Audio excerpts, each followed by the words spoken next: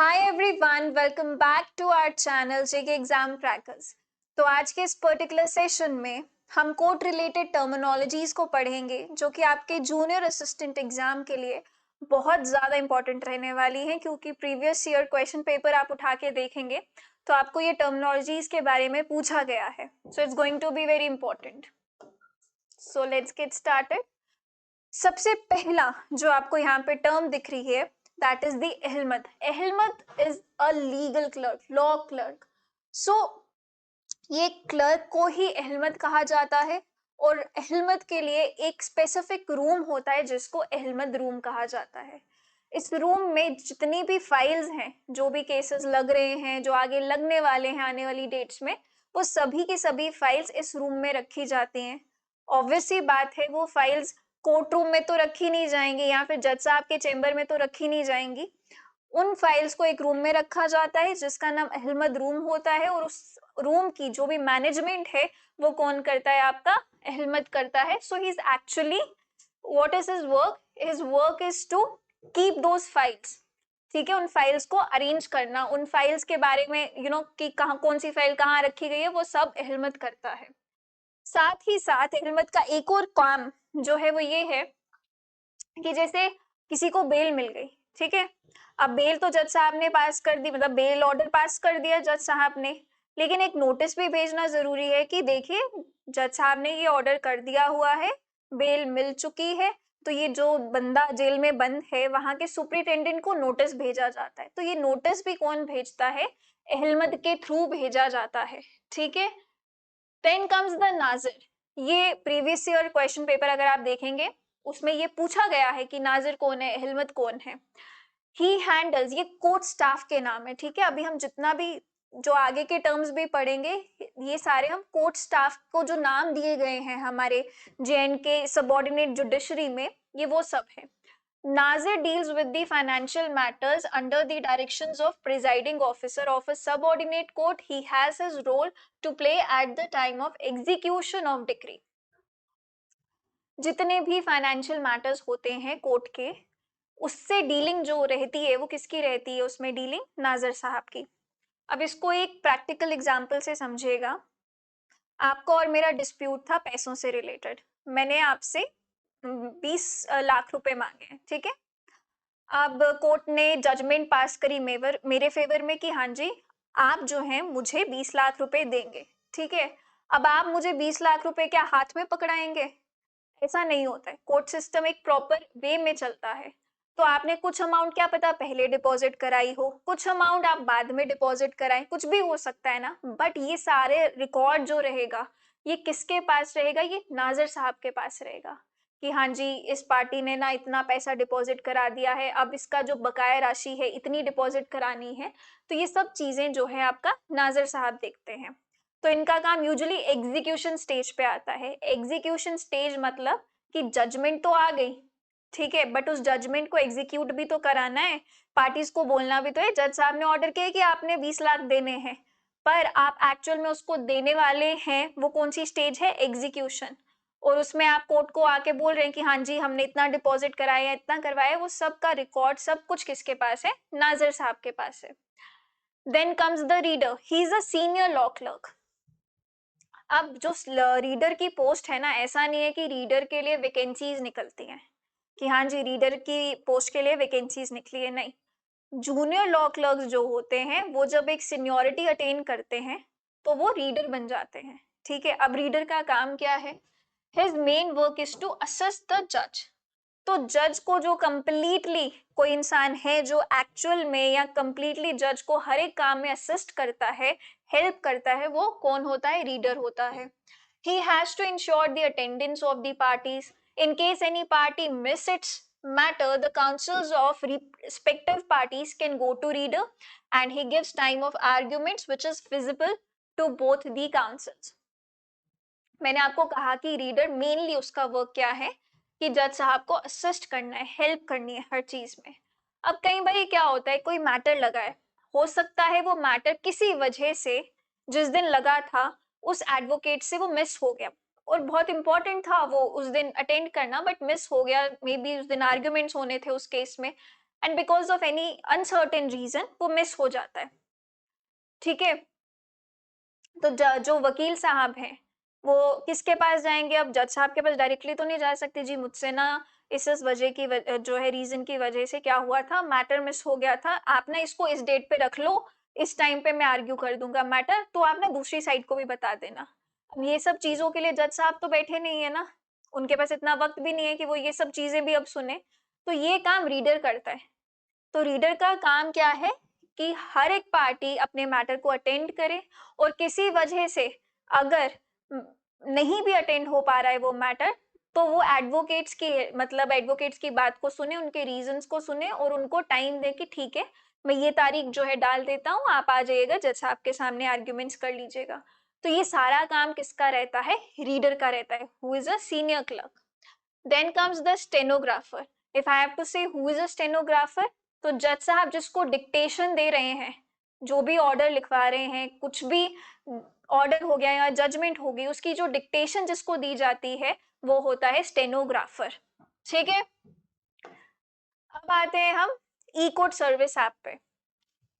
तो अगर आप कोर्ट में लगने वाले हैं तो आपको ई कोर्ट सर्विस ऐप के बारे में जरूर पता होना चाहिए, क्योंकि ये एक ऐसी ऐप है जहां पे केसेस से रिलेटेड ऑलमोस्ट हर एक डिटेल जो है वो प्रेजेंट होती है, कि इस केस में जो वकील है वो कौन है, ठीक है, पार्टी ए का वकील कौन है, पार्टी बी का वकील कौन है, केस कौन सी सेक्शन में जो है फाइल हुआ है, ठीक है, और उसके बाद इसकी डेट क्या है, किस डेट पे ये जो है केस लिस्ट हुआ है, वो सारी डिटेल्स आपको कहाँ मिलती हैं? ई कोर्ट्स ऐप में मिलती हैं। Then comes the process server. अब प्रोसेस सर्वर क्या है, कौन है, इसको जानने से पहले जरूरी है प्रोसेस को समझना कि प्रोसेस क्या होता है। प्रोसेस जो हम नॉर्मली यूज करते हैं ये वो नहीं है, ठीक है, जो हम नॉर्मल लैंग्वेज में प्रोसेस का मतलब समझते हैं, that this is not what it is in the language of the court. Process process होते हैं समन्स एंड वारंट्स, ठीक है, समन्स एंड वारंट्स। अब देखिए, अगर मुझे प्रोसेस का मीनिंग आपको बताना हो एक लेमैन लैंग्वेज में, तो इट इज प्रोसेस बुलाना, कॉल करना, जैसे हम फोन करके कॉल करते हैं ना कि ठीक है आ जाओ यहाँ पे मिलते हैं, ऑल दैट, वैसे ही प्रोसेस क्या है? कॉलिंग है। किसकी कॉलिंग? जज साहब, जज साहब बुला रहे हैं, ठीक है, जज साहब की कॉलिंग है ये। अब ये प्रोसेसेस कितने टाइप के होते हैं? तो सम्मन्स होते हैं, वारंट्स होते हैं। सम्मन्स इशू किए जाते हैं तब जब मैटर कोई सीरियस नेचर का नहीं होता, और वारंट्स इशू तब किए जाते हैं, ये यूजुअली सिविल मैटर्स में, जब प्रॉपर्टी रिलेटेड डिस्प्यूट हो गए तब इशू किए जाते हैं, और वारंट्स इशू किए जाते हैं आपके यूजुअली क्रिमिनल मैटर्स में। ऐसा नहीं है कि सिविल मैटर्स में नहीं किए जाते, बट बहुत रेयरली किए जाते हैं। आपने सुना होगा अरेस्ट वारंट इशू हुआ है, सर्च वारंट इशू हुआ है, तो ये सब क्या है? कोर्ट बुला रही है। सम्मन्स में क्या है? एक डॉक्यूमेंट टाइप, एक मतलब चिट्ठी टाइप समझ लो, या एक पेपर पे लिखा हुआ होता है कि इस तारीख को इस कोर्ट में इस इंसान को पेश होना है, वो होते हैं सम्मन। तो सम्मन is the calling of a court कि आप आइए और हमारे सामने पेश हो जाइए, ठीक है। उसके बाद वारंट्स हैं जो कि पुलिस को इशू किए जाते हैं कि जाइए इस इंसान को आप अरेस्ट करके लेके आइए, या फिर इस जगह को सर्च कीजिए। So this is process. अब इस प्रोसेस को, ये जो कॉलिंग है, अब ये फोन से तो हो नहीं रही है, फोन नहीं है तो फिर कैसे हो रही है ये कॉलिंग? ये कॉलिंग होगी, वो इंसान वहां जाएगा, उसी इंसान को प्रोसेस सर्वर कहा जाता है, the person who actually do the service. ये सम्मन्स को सर्विस, जो सम्मन्स की सर्विस है वो कौन कराता है? प्रोसेस सर्वर कराता है। वारंट्स की सर्विस प्रोसेस सर्वर नहीं कराता, वारंट्स की सर्विस पुलिस करवाते हैं, क्योंकि पुलिस ने ही अरेस्ट करना है तो वो यूजुअली पुलिस को ही इशू किए जाते हैं। बट हम जो प्रोसेस सर्वर टर्म यूज करते हैं वो हम सम्मन्स के सिनेरियो में स्पेसिफिकली यूज करते हैं। देन कम्स द नायब कोर्ट। अब ये जो नायब कोर्ट है, अगर हम जम्मू कश्मीर कोर्ट्स की बात करें तो यहाँ पे इसको नायब कोटी बोला जाता है। आप नायब कोर्ट वर्ड नहीं सुनेंगे, आप नायब कोटी वर्ड सुनेंगे। अब ये नायब कोटी पुलिस का ही बंदा होता है, और यूजुअली इसका काम क्रिमिनल मैटर्स में होता है। जब क्रिमिनल मैटर्स होते हैं उस टाइम पे इस इंसान का काम रहता है। और ये क्या करता है क्रिमिनल मैटर्स में, पुलिस की बात कोर्ट तक पहुंचाता है और कोर्ट की बात पुलिस तक पहुंचाता है।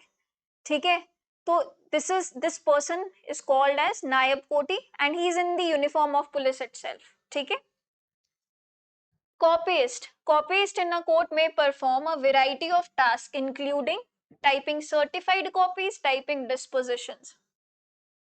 अब ये सर्टिफाइड कॉपीज क्या है ये हम आगे वाली स्लाइड में डिस्कस करेंगे डिटेल में। बट कॉपिस्ट का क्या काम रहता है कि कोई ऑर्डर है, ठीक है, कोर्ट ने कोई ऑर्डर किया और उसकी मुझे कॉपी चाहिए। ठीक है, मुझे उसकी कॉपी चाहिए so that I can use it. ठीक है, कोर्ट ने मेरे फेवर में कोई ऑर्डर किया है कि हाँ जी आप ना यहाँ पे दीवार खड़ी कर लीजिए, अब मुझे इसको यूज करना है ना कि कल को मुझे कोई रोके ना, मैं दिखा दूंगी कि मेरे को देखो जी कोर्ट से ऑर्डर मिला है ये, है ना, तो उसके लिए मुझे पास वो डॉक्यूमेंट होना चाहिए। अब क्या मैं उसका फोटो स्टेट निकालूंगी और वो दिखाऊंगी तो वो मान्य है, उसका कोई लीगल सिग्निफिकेंस है? तो आंसर इज नो। मुझे उसकी सर्टिफाइड कॉपी ही चाहिए, क्योंकि सर्टिफाइड कॉपी में क्या होता है, जज साहब ने खुद सर्टिफाई किया होता है, सिग्नेचर लिखा हो, मतलब उनके सिग्नेचर होते हैं कि this is the certified copy of this particular document itself. तो उसको आप एज एन एविडेंस यूज कर सकते हो, उसका एक लीगल सिग्निफिकेंस रहता है। So that is why certified copies का यूज होता है, ना कि सिर्फ कॉपी का। ओके, आगे आ जाते हैं दस्ती सम्मन्स। सम्मन्स आपको पता चल गए क्या है, करेक्ट। सम्मन्स मैंने आपको बता दिया कि क्या है, इट्स अ कॉलिंग, कोर्ट बुला रहा है। और सम्मन्स कौन इशू करता है, मैंने ये भी बताया था कि प्रोसेस सर्वर जाता है और सम्मन्स की सर्विस करवाता है। लेकिन सम्मन्स भी बहुत तरह के होते हैं, उसमें से एक सम्मन है दस्ती सम्मन। अब दस्ती सम्मन में ना प्रोसेस सर्वर का कोई रोल नहीं है। दस्ती सम्मन में क्या होगा, सपोजिंगली मैंने किसी के खिलाफ केस फाइल किया है, अब मैंने जिस इंसान के खिलाफ केस फाइल किया है मुझे पता है वो इंसान कौन है, मुझे ये भी पता है उसका एड्रेस कहाँ पे है, मुझे ये भी पता है वो किस टाइम पे घर पे होता है, तो मैं कोर्ट को कहती हूँ कि आप प्रोसेस सर्वर के थ्रू मत कराइए, मुझे पता है वो कब घर पर होगा, मैं सर्विस करवा देती हूँ। मैं आपकी ये जो आपका डॉक्यूमेंट है ना, ये कॉलिंग है जो आपकी, मैं पहुंचाती हूँ उस तक। ठीक है, तो इसे कहते हैं दस्ती सम्मन्स।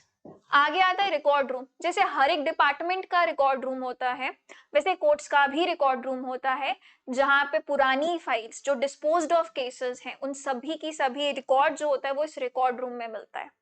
अब जो केसेस डिस्पोज ऑफ हो गए हैं, डिसाइड हो चुके हैं, क्या उन फाइल्स को जला दें, डिस्ट्रॉय कर दें? नहीं, वो बहुत अहम रिकॉर्ड्स होते हैं, उनको हम जला नहीं सकते, डिस्ट्रॉय नहीं कर सकते, उनको बहुत ध्यान से रखा जाता है। ठीक है, तो वो कहाँ रखा जाता है, रिकॉर्ड रूम में रखा जाता है।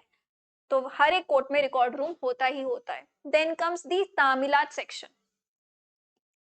तामीलात सेक्शन क्या है, जैसे टीचर्स का स्टाफ रूम होता है ना, वैसे ही प्रोसेस सर्वर्स का एक रूम होता है जहां पे वो लोग बैठते हैं और अपना काम जो है वहीं से मैनेज करते हैं। उस रूम को क्या कहा जाता है, तामीलात कहा जाता है, क्योंकि वहीं से तामील होती है। तामील मतलब वहीं से सर्विस होती है। तो तामीलात क्या है, इट इज अ रूम जहां पे प्रोसेस सर्वर्स जो हैं बैठते हैं, अपने काम को मैनेज करते हैं, तामीलात। और इसको सर्विस करवाने को तामील बोलते हैं उसमें उर्दू में। देन कम्स द वकालतनामा। तो वकालतनामा is a legal document in India that gives a lawyer the authority to represent a client in court proceeding. The term is derived from the words wakalat, which means authority or power of attorney, and nama, which means a document.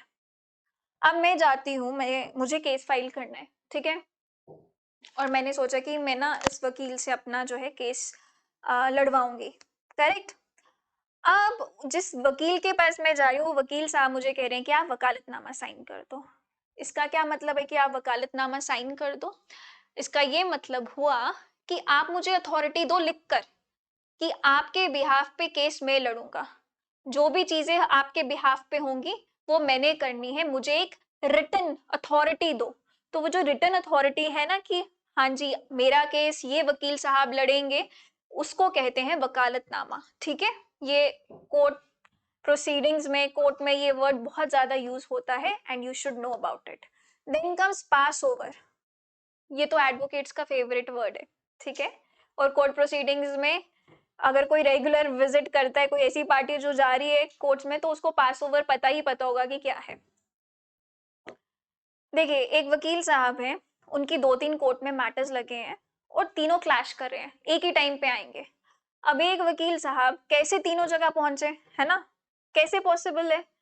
तो ऐसे में वो क्या कहते हैं, किसी clerk को बोल देंगे कि आप ना ये जो फाइल है, सीरियल नंबर अगर 3 पे लगी है, आप एक काम कीजिएगा, इस फाइल को स्किप करके दूसरी फाइल उठा लीजिए जो इसके बाद वाली है, मेरी फाइल सबसे एंड में उठाना, क्योंकि आई एम बिजी समवेयर। तो क्लर्क्स इतनी हेल्प करते हैं। इनफैक्ट अगर आप जज को रिक्वेस्ट करते हैं पास ओवर के लिए, तो जजेस भी लॉयर्स को अकोमोडेट करते हैं इन चीजों में। So this is what pass over is. ठीक है, आप ये सब चीजें जो है अच्छे से पढ़ लीजिएगा कि क्या कौन सी चीज क्या है खुद। Then comes the cause list. अब ये कॉज लिस्ट क्या है? जिस दिन केस लगा होता है, ठीक है, तो बहुत से केसेस लगे हुए हैं, ठीक है, हर एक कोर्ट के बाहर एक कॉज लिस्ट लगाई जाती है कि आज की तारीख में इस सीरियल नंबर पे, सीरियल नंबर 1 पे ये केस लगा है, सीरियल नंबर 2 पे ये केस लगा है, टोटल 50 केसेस लगे हैं। जो पूरी डिटेल होती है ना, वो इस लिस्ट में होती है। और ये लिस्ट कहाँ लगी होती है? कोर्ट रूम के बाहर लगी होती है। किस लिए लगी होती है? सो दैट कि लोगों को पता चल सके आज कौन से मैटर्स लगे हैं, और अगर उनका मैटर लगा है तो कौन से नंबर पे लगा है, वो सब चीजें कॉज लिस्ट में होती हैं। Okay, then comes the certified copy. अब मैंने आपको कहा था कि सर्टिफाइड कॉपी के बारे में आई विल टेल यू कि क्या है। Certified copy is duplicate of an original document that has been verified as an accurate representation of the original by an authorised individual और agency. It is a legally acceptable substitute for the original in many official and legal context. वैसे तो मैंने आपको certified copy के बारे में समझा ही दिया था कि इसका एक तो लीगल सिग्निफिकेंस बहुत रहता है, और ये एक्यूरेट कॉपी मानी जाती है। ये माना जाता है कि इस कॉपी में कोई फ्रॉड नहीं हुआ है, फ्रॉड करके नहीं ली गई है, ये एक प्रॉपर अथॉरिटी से लाई गई है, प्रॉपर एजेंसी से लाई गई है। ठीक है, the next word is x Partey. A proceeding brought before a court by one party only without notice or contestation by the other party. अब एक्स पार्टे क्या है? एक minute, just give me a moment.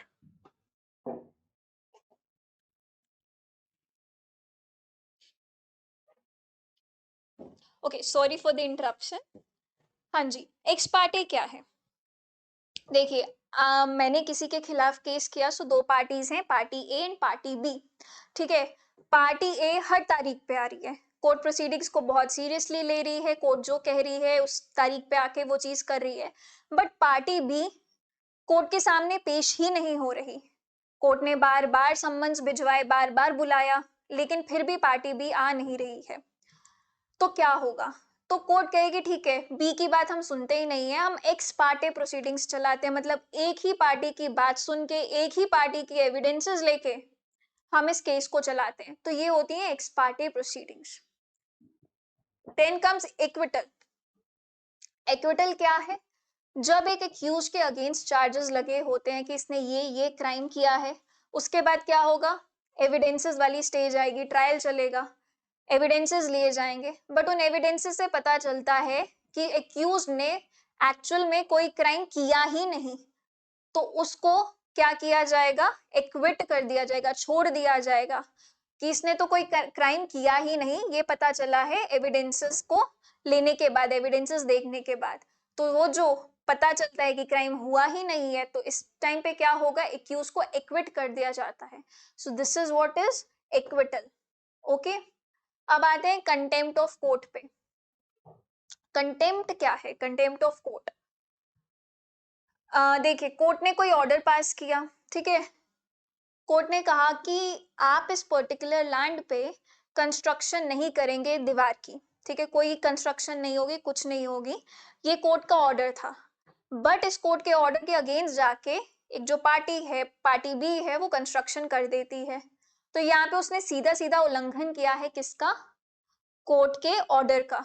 तो जब ऐसा कुछ होता है कि कोर्ट के ऑर्डर का वायलेशन किया गया है, तो इसको कंटेम्प्ट ऑफ कोर्ट माना जाता है, और इसकी पनिशमेंट भी होती है, कभी कभार फाइन देना पड़ सकता है, इम्प्रिजनमेंट भी हो सकती है। Okay, next is plaintiff. Plaintiff और दूसरा वर्ड डिफेंडेंट, ये दोनों हम साथ में पढ़ेंगे। प्लेंटिफ और डिफेंडेंट्स जो ये वर्ड है ना, ये यूज किए जाते हैं सिविल मैटर्स में, ठीक है, सिविल प्रोसीडिंग्स में, क्रिमिनल प्रोसीडिंग्स में नहीं। जो इंसान सिविल सूट फाइल कर रहा है, ठीक है, जो इंसान सिविल सूट फाइल कर रहा है वो प्लेंटिफ है। जिसके अगेंस्ट फाइल कर रहा है कि जी इसने ऐसा ऐसा किया है, मतलब मेरा क्लेम बनता है इसके अगेंस्ट, वो इंसान जो अगेंस्ट जिसके किया है वो डिफेंडेंट है। ऑब्वियस सी बात है, उसने अपने आप को डिफेंड करना है, तो वहीं से ये वर्ड निकलता है डिफेंडेंट, ठीक है। प्लेंटिफ और डिफेंडेंट जो टर्म्स हैं हम यूज करते हैं सिर्फ सिविल केसेस में, क्रिमिनल केसेस में नहीं। Next is dismissal. डिसमिसल का मतलब होता है, देखिए कोई भी जब केस चलता है तो उसमें एक एविडेंस की स्टेज आती है, एविडेंस लेने के बाद जजमेंट की स्टेज आती है, करेक्ट। लेकिन sometimes because of certain reasons, ठीक है, कुछ रीजंस की वजह से क्या हो जाता है कि एविडेंसेस लेने से पहले ही कोर्ट ऑर्डर पास कर देती है कि ये प्रोसीडिंग्स आगे नहीं बढ़नी चाहिए। तो वो जब ऐसा सिनेरियो क्रिएट होता है उसको डिसमिसल कहते हैं, ठीक है।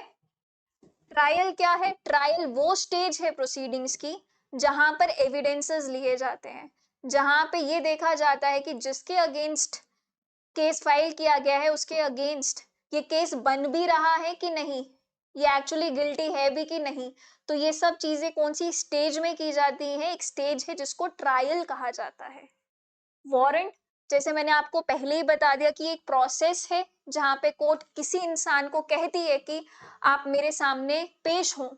तो वारंट्स जो है वो अरेस्ट वारंट भी हो सकता है और सर्च वारंट भी हो सकता है।